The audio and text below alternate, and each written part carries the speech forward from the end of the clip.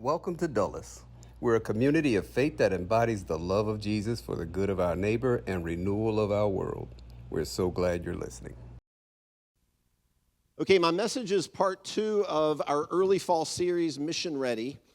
And we're giving a careful consideration to God's ultimate design for you, His ultimate purpose for you, and His true design of His church, and how those two were originally supposed to align. His design for you and your life and your future has so much to do with what He dreamt His church would be. And of course, in church history, we've seen that go so badly in so many contexts. A lot of us know the pain of just seeing churches not be really the image of Jesus. And we're going to do the best we can here to follow and emulate Him. All right, so to jump into this, I'm going to ask the question I teased in my email this week. And if you don't get my weekly email, let us know and we'll add you to the list. But have you been thinking about it? I asked you to think about, what do NFL stadiums have in common with church buildings? And I'm going to ask you to give me your feedback on this. So, I mean a church building that the church designs and builds. You know, we think of a typical traditional church building. In particular, the auditorium. What do NFL stadiums have in common with church auditoriums, church buildings? Anybody? Go ahead, just yell out your thought. Spectators, seats, organic energy, absolutely. I think there's a real obvious one about scheduling or timing. Tend to be Sunday, typically used on Sundays. I think David Whitaker was going for the heart of it there. Say it again, David. Okay. In the 1990s, when I was in grad school getting my practical theology degree, which I like to say in a previous century, this was a long time ago, so maybe this has changed. This has probably changed. But one of our classes did a study on how utilized or underutilized church buildings are. Churches will spend millions and it becomes the vision point of the church. Often when you get synergy or energy in a church, often historically the vision point becomes building a fantastic building. And in this study we did last century, the most underutilized building in North America, we looked at fast food restaurants and dry cleaners and warehouses. The most underutilized building constructed in North America was the church auditorium. Now, someone in our network, our church network, recently mentioned how underutilized NFL football stadiums are. And I was like, wait a minute. And I did the math. Here's the math, and you can check my math, take a picture, check it later. This is church auditorium use. I took away one Sunday, 51 weeks because of snow. You think about prep time, the band comes in for an hour early, do mic check. When you add up the hours, a church auditorium is used 2.4% of the week or the year. 97.6% of the year, the building is empty. The church auditorium is empty. Okay, here's my quick math on NFL stadiums. I think we now have a building in America that is actually underutilized more than a church building, and that's an NFL stadium. Again, quick math, if you throw in a playoff game, which I think is generous, and a couple preseason games and maybe 3 concerts a year, the NFL stadium is used for its intended purpose 0.65% of the year. So what is our purpose here? What is our vision here? What do we dream about? Are we dreaming about building a building? And I believe someday we will actually build our own building. And I believe it will be nice and have a lot of great use. But what is our vision? What is it that really motivates us here at Dulles? And if you missed last week, please go back. We dive into the beginning point of Jesus' vision, what He envisions for you, for your life, for your future, and for me. But first, a vision is a picture that someone gives you, that someone gives us, of the future that is so compelling and inspires us now in the present. It's a picture of something that doesn't exist yet, but it will. And it so grabs our hearts or our imaginations, it changes our habits. We change our routine. We actually make decisions that say, I want to be a part of it. I want to experience that future, and I want to make that future possible. I want to be a part of creating that future. That's what a crystal clear vision is, and its impact. So what is our vision here at Dulles? Are we dreaming as we meet more people every week, as we're building community, as our community, midweek communities become more active? Are we envisioning, this is typical, a building? We need a building. We do envision having a building of our own one day, but let me pause on this point to say, we envision whenever we build a building that it will be used 6 to 8 hours a day. We will be bringing the community into our building. We'll have meals. We'll have local theater, maybe comedy, maybe family movie nights. We'll be serving the community. Maybe leadership events will be happening in our building. Masterclass type events, okay? These are kind of some of the ideas that we talk about internally. Someday, that's what we envision. We'll get there. But that's not what impassions us. That is not the picture of the future that inspires us and gets us here at Dulles excited. The picture that inspires us, the picture we see of the future, is of you and me becoming the actual image of God. Last week, we talked about his light. Jesus said he's the light of the world. John declared him, the light has come. This world is dark. There's so much darkness in this world. The light has come. And then Jesus shocks the world by saying, and now you are the light. You're going to be the light that gives hope and second chances and a kind of laughter that's infectious. You are going to be my image. Paul says, so much so that people around you see the glory of God, and that sounds kind of churchy, but that word glory can be literally translated, glory. You are shining with the image of God, the beauty of God, the hope of God. So much so that the discouraged, the most skeptical people around you would actually be changed. This is how much you shine in the future. This is how much you radiate the beauty and good and hope and the true story of a God who works redemptively. So much so that the most discouraged, the most skeptical around you would be changed after finding what you have is so attractive and, dare I say, irresistible. Not irresistible to everyone, there's always resistance, but many around you will find what you have and who you become irresistible. I see it. I see this future. I see it in the future.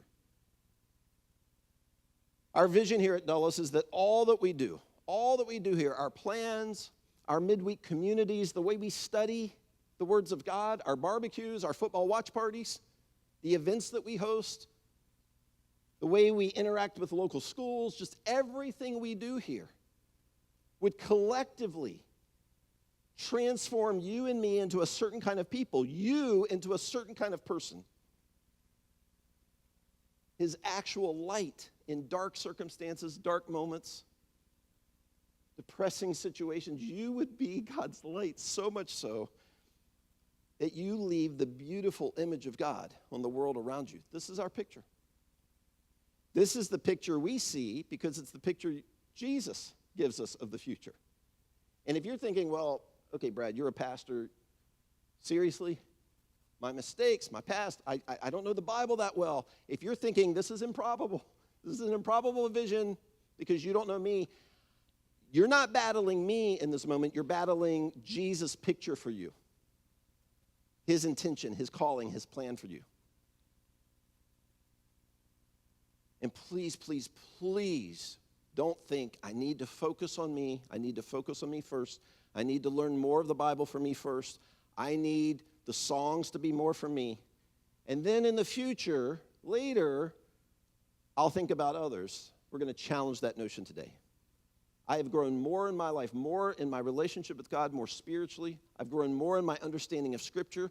The more I've allowed God's vision for what he wants to do through me to be about other people. We're going to dive into that here.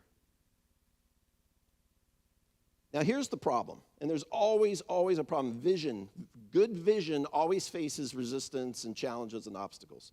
Here's the big problem. Every person, every human being, and every organization fights a natural gravitational pull inward. Every person, every team, every group, every work group, every family fights a natural pull to think inward, to desire what's best for me, to get what I need, to do what's most comfortable for me.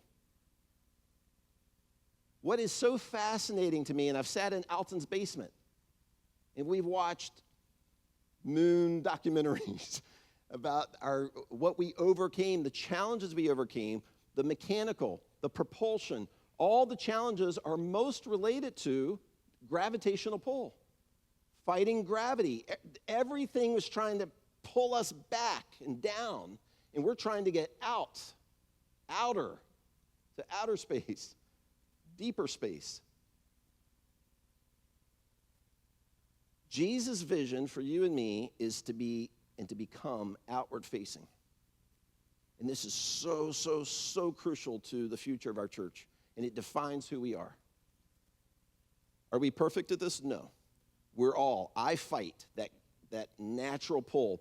The Apostle Paul calls it the flesh. Not listening to God's Spirit, not following God's Spirit. You're listening to the flesh. You're following the flesh, and it's inward. It's me. It's what I need. It's my defensive-ness. It's what gives me pleasure. Jesus' call and his picture of the future is you becoming outward facing, outward focused. And boy, do we need God's Spirit to help us fight against that natural pull. Our purpose here at Dulles is to build. We're building a community. We're not building a crowd. We're not trying to build people who love our Sunday messages or love our style of music. We're building a community, a group of people that have a common unity. And the community, our common unity, is that we're growing and becoming embodiers. We're embodying the love of Jesus, the reality of Jesus, the radiance, the beauty of Jesus for the good of those around us, for the good of our neighbor. Jesus called it our neighbor, called that person, that stranger, that marginalized, that person who's so different, that's your neighbor, he said. And for the renewal of our world, this resurrection work that's already happening, that beauty would come from death and brokenness and hurt and regret. So we're building a community that embodies the love of Jesus for the good of our neighbor and those around us and for the renewal of our world. So the question this morning is how? How do we begin that? How do we begin understanding what it is to embody? Where do we start? How do we start to understand this? And we're going to look at two pictures, two stories of Jesus. And don't misunderstand. Jesus' picture is consistent. It's a singular picture. His vision is consistent. He gives it to us in many different stories, many different parables. He constantly, relentlessly is trying to fight the gravitational pull in the disciples. The disciples get it, and then 2 days later, they've lost it. And then he's trying again. You guys, this is about them. Stop thinking about you. We're going to look at two examples this morning. The first is in Luke 5 and Luke 10. Luke 5 and Luke 10, and I'm going to start out a little further in Luke 10, and then we're going to work backwards. After this, Jesus appointed 72 others and sent them 2 by 2 ahead of him to every town. We often think, well, Jesus empowered the 12. Jesus sent out the 12. It was about the 12 disciples. No. The 12 disciples were the initial leaders of his church, those apostles. But Jesus is trying to empower and call everyone who would follow him, everyone to go to the hurting, go to the neighbor, go to that town. So he appoints 72 others and sends them 2 by 2 ahead of him to every town and place where he was about to go. He told them, the harvest is plentiful, the need. There's so much opportunity to give people hope and love. The harvest is plentiful, but the workers are few. So pray, ask the Lord of the harvest to send more workers out into his harvest field. Okay, we're kind of starting with his ending point here in Luke 10. We're going to go back to where this starts in Luke chapter 5. Now, he uses a fishing story, and I want to just show you a few recent fish caught here by some of you. Jeff Beardsley's first. Jeff's been part of our community, and this is a largemouth bass that he caught in the pond behind his house. Holy moly. And Jeff sends me these pictures, and I'm in the middle of a work meeting. And in a meeting where somebody's like, Brad, are you okay? I'm looking at pictures like this. Like, what in the world? Okay, our very own Robert Green. Robert, raise your hand. There's Robert right there. This was not very long ago. When was this, Robert? 2 months ago? Okay, then you got a mahi-mahi, right? Next. I mean, okay. I saved, no offense, Robert, that's impressive, amazing. I saved my favorite here for the end. This is Pat O'Connor in his kayak. He caught this fish. This is not AI. This is not AI. This is real. Under the Bay Bridge past Annapolis. He said this fish pulled him a half mile in his kayak. And now look at this one. That's it. Okay. Robert, I wish I could give Robert or Pat a trophy this morning, but let's move on into Jesus' story. He's sending the 72 out. The harvest, there's so much work to be done in giving people hope and showing them light. Now in chapter 5, we see where it starts. And it's by the water, and it involves boats, and it involves fish.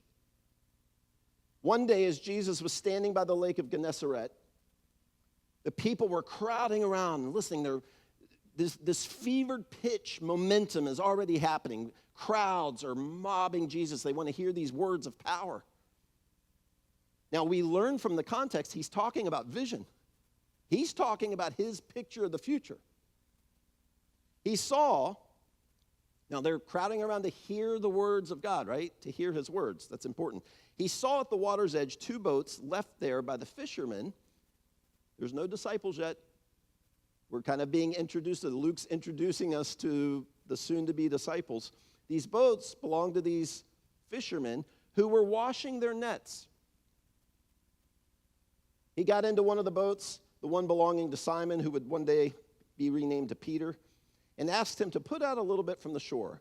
Then he sat down and he continues teaching people from Simon Peter's boat. Now, what's interesting about this is the crowds are mobbing Jesus to hear his words. He decides to push out a little bit from the water. This is a speaking technique before microphones and amps and speakers to be able to see, and so more people would hear him. He pushes out, but he cleverly uses one of the fishermen's boats because the fishermen are the only people in this story not paying attention to him. They're busy cleaning their nets. Can you imagine Jesus walks in here? Jesus walks in here, and he's speaking life, and people are mobbing. The whole town's coming in. Everybody's coming in after him, and you and I have some emails to finish, and so we're sitting over here finishing our emails. That's what's happening here. So Jesus decides, I'm going to get this vision into these guys one way or another. And so he cleverly says, Simon, probably the most distracted, can I borrow your boat? Sits in the boat, pushes out a little bit, continues teaching.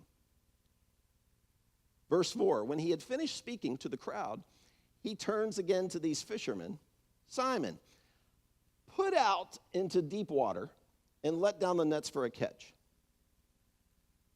Now, this is an interesting moment for Simon. This is a conundrum, I like to say.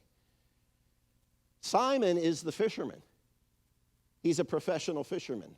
Jesus is not. Jesus is a rabbi.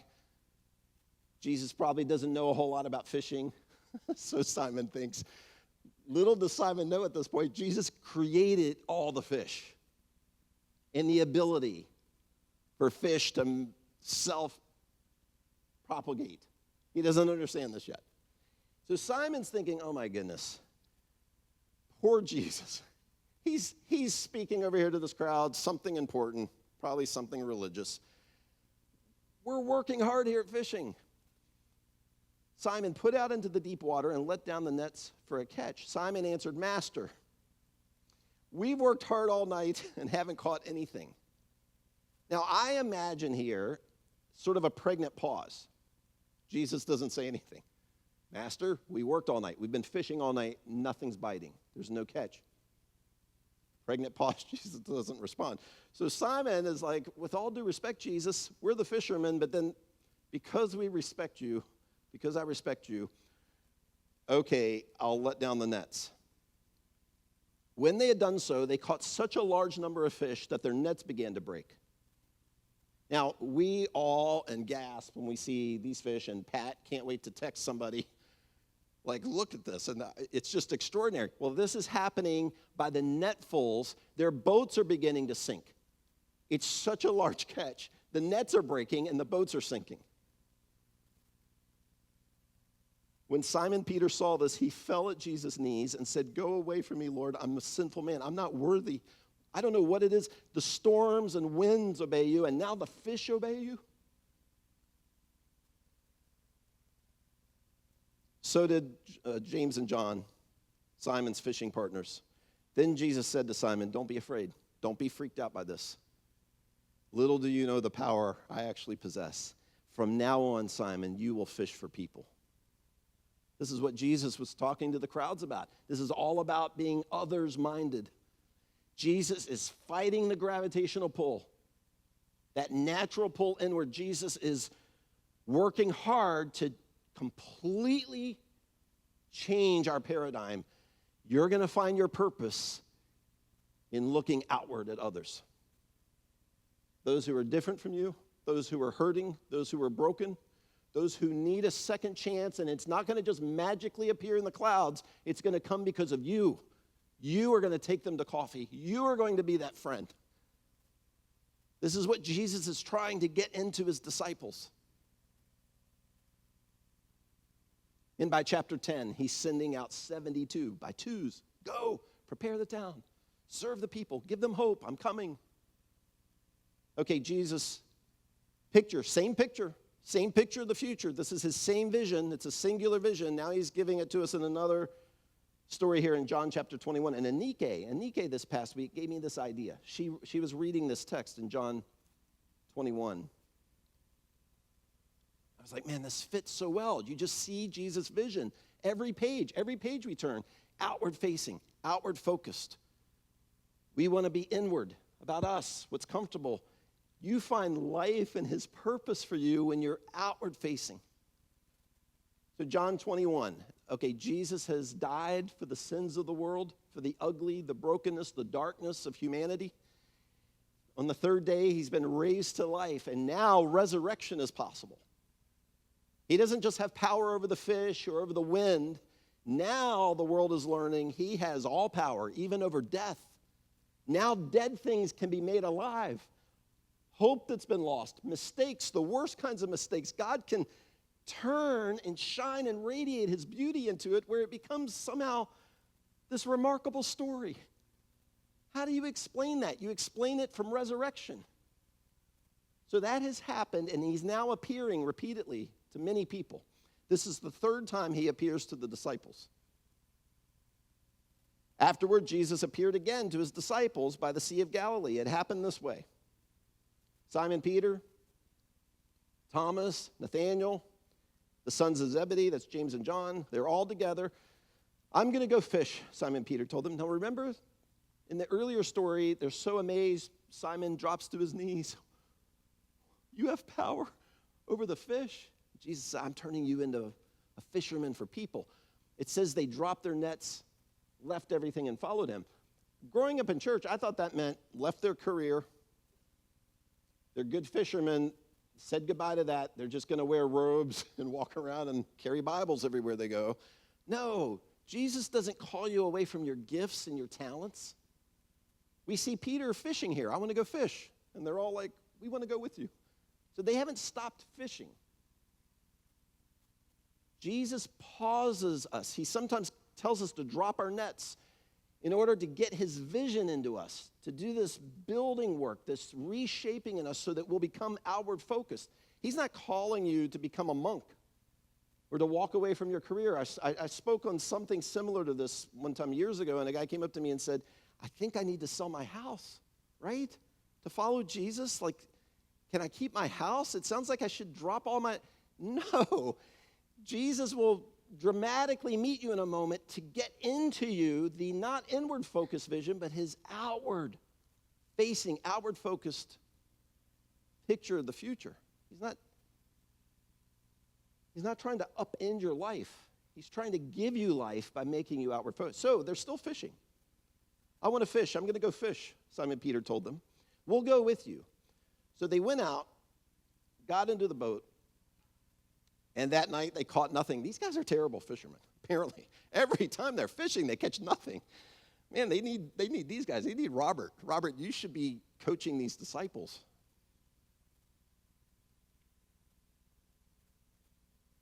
Jesus is saying, yes, you'll fish for fish again, but you'll live to fish for people. Verse 4, early in the morning. So they're fishing. They've been fishing in the night. Jesus stood on the shore. We find out later he's making breakfast. He's cooking breakfast. But the disciples did not realize it was Jesus. Now, they've seen him twice before, resurrected. This is going to be the third time. He calls out to them, friends, haven't you any fish? This is almost comical. He's sort of like rubbing it in, like he knows they didn't catch fish again. Haven't you any fish?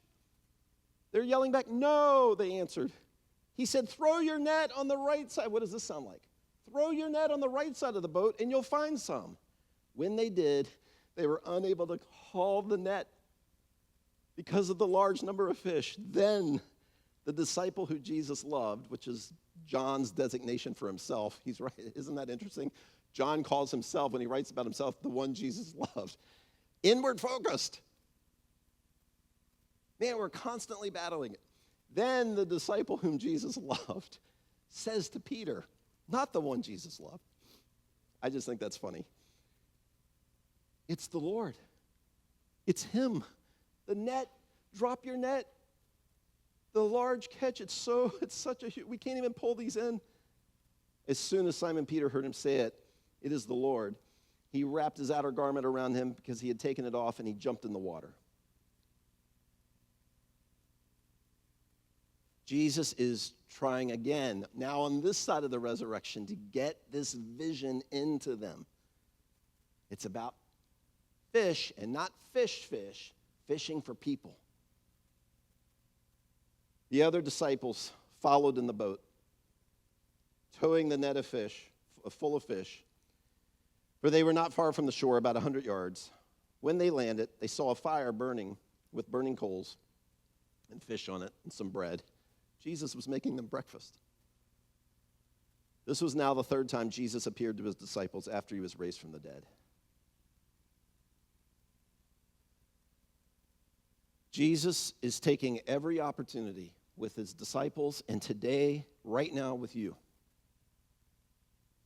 to open your eyes to his picture of the future of you becoming someone different. This is all about you becoming the light, the radiation of God's good and remarkable. Again, that's what glory means, that you would become one who radiates the image of God so that darkness and depression and discouragement and someone who's lost hope finds hope and laughter that they can't explain where the laughter comes from, but because of coffee with you, because of meals with you, because of text messages from you, something's changing inside of them. This is his vision of the future. It's you becoming his light. Be transformed by the renewing of your mind. That's the Greek word metamorphose. We know the word that we derive from metamorphose. It's this one being that transitions into this even more beautiful being. God's call to you and me is that we would transform. A disciple is someone who walks so closely behind. A disciple walks so closely behind someone it's as if they're walking with them, with the result that they begin to emulate every part of that mentor's life. This is about us becoming his light, becoming outward facing, which is all about love. We're building a community here that embodies the love of Jesus. We're not looking for perfection. We will not be perfected until Jesus returns to finally complete, to perfect this world and make it new again. But this is about us becoming more and more the image of our God. And if you think, I'll be outward facing someday, you will get stuck spiritually. I promise you. If you think, I'm going to study the Bible for a couple years, I'm going to make this about me growing spiritually, part of how you grow spiritually is becoming willing right now today for God to begin using you. And you're like, I'm not ready. I don't know enough. This is a part of the walk of faith, of trusting him as your God. No longer you as your God, him as your God. You make yourself available. You say, God, I'm willing. Man, I'm nervous. I don't want to be preachy at work. I don't know how this works, God. That's the perfect kind of prayer, but God, use me. I want you to practice this primarily in your prayer, and we're going to do something, and this might make you a little uncomfortable, like, wait, we're supposed to just sit in church. He's asking me to move, like do something. We mean this. We mean this about walking across the street, the neighbors at the trash can. There's something that keeps tugging. I haven't gotten to know them the way I think I'm going to go say hello. Or reaching back out to that person through the text about coffee. We mean it. Like, this is how the world's really going to change. You shining the reality of God. So a number of weeks ago, about a month ago, the band was here early on Sunday morning prepping. And I came in, as I do sometimes, and just kind of quietly, I just started putting my hand on chairs here, praying for you and for neighbors and those in our communities here who have not yet joined us that will in the days and weeks and months ahead. And I'm just praying, God, whoever's going to sit in this chair on a future Sunday morning, may we not get in the way. May we do something or say something of your shine, of your beauty that attracts them to you. And I went to the next chair. God, whoever sits in this chair someday. So I'm going to ask you to do that prayer with me. This has to do with vision. Like nobody's sitting in the chair you're going to pray for. Like somebody will someday. This is a future person who's going to sit in this chair. I'm going to come down, and I'm going to pray over some seats. And I'm going to ask you to pray over the seats around you. Maybe you walk over here and just pray. And again, I've never done anything like this. I've done this enough that I'm comfortable with it. This might be like you're thinking, what?